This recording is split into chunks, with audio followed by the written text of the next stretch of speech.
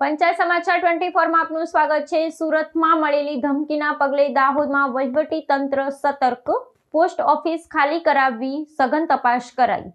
સુરતની પ્રાદેશિક પારપત્ર કચેરીને વિસ્ફોટકોથી ઉડાવી દેવાના ધમકીભર્યા પત્ર વ્યવહારના ઘેરા પ્રત્યાઘાતો દાહોદ જિલ્લામાં પણ જોવા મળ્યા। સાવચેતીના પગલે દાહોદ પોલીસ વહીવટી તંત્ર દ્વારા શહેરની મુખ્ય ટપાલ કચેરીને પારપત્ર સેવા કેન્દ્ર ખાતે ઓચિંતું તપાસ અભિયાન હાથ ધરવામાં આવ્યું હતું। સુરક્ષાના કારણોસર કચેરીમાં હાજર અધિકારીઓ, કર્મચારીઓ અને અરજદારોને તાત્કાલિક અસરથી પરીક્ષાની બહાર ખસેડવામાં આવ્યા હતા અને સમગ્ર વિસ્તારોની સુરક્ષા ઘેરા હેઠળ લઈ નિરીક્ષણ કરવામાં આવ્યું હતું। આ સઘન તપાસ દરમિયાન સુરક્ષા દળો દ્વારા કચેરીના ખૂણે ખૂણાની ઝીણવટભરી ચકાસણી કરવામાં આવી હતી।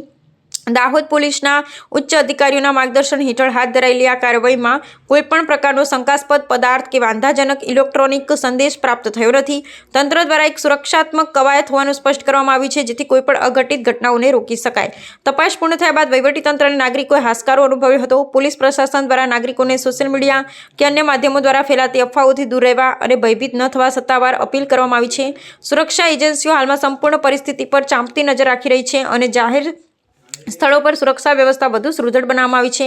કોઈપણ શંકાસ્પદ હિલચાલ જણાય તો તાત્કાલિક પોલીસનો સંપર્ક કરવા માટે પણ માર્ગદર્શન આપવામાં આવ્યું છે। દાહોદ જિલ્લાના દાહોદ પોસ્ટ ઓફિસ ખાતે કોઈપણ પ્રકારની બોમ્બથી ઉડાવી દેવાની ધમકી કે અન્ય કોઈ થ્રેટની ધમકી મળી નથી કે આવો કોઈ ઈમેલ પણ મળેલો નથી।